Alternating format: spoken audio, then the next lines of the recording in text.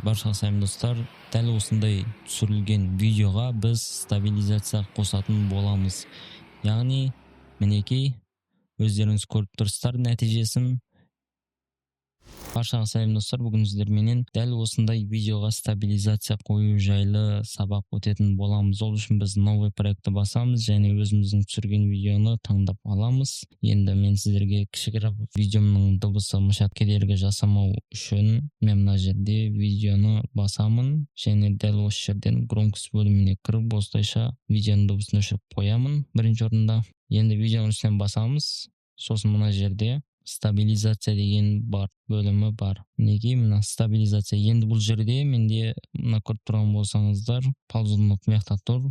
Стабилизация ешқандай қойылмады деп тұр. Мен бұны былай қойсам болады. Бұл ең минимальный стабилизация, яғни маяқта әлі бар екен. Ал мына жерде рекомендованный стабилизация. Мінекей, енді бұл стабилизация те нашар десеңіздер, мына жерде максимальныйге осылай қойып алсаңыздар да болады стабилизацияны. Мінекей, видеоға осындай стабилизация қойып түсірсеңіздер, сіздерде кішігірім видеоларыңызға качество қосылатын болады. Яғни сіздер түсіріп жатқан видеоның качествосы более яркий және де атмосферный болып шығатын болады. Сол үшін сапалы қылып осылай видеоға стабилизация қоюды осылай үйреніңіздер. Яғни бұл жерде мен стабилизация мұны қостым. Мына жерде 6-да 1 секунд деп тұр екен.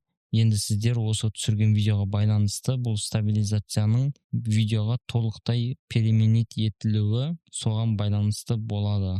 Яғни мен 10 минуттық видеоны осылай стабилизацияны максималныйға қоятын болсам, 10 минуттық видеода менің стабилизациямның переменить ету уақыты соған жараса өте ұзақ болуы да мүмкін. Сол секілді мен сіздерге кішігірім осындай видеоға стабилизация қалай дұрыс қою жайлы сабақ түсіндірген болатынмын. Ал ендеше келесі видео сабақтарда кездескенше сау сәлемет аман болыңыздар.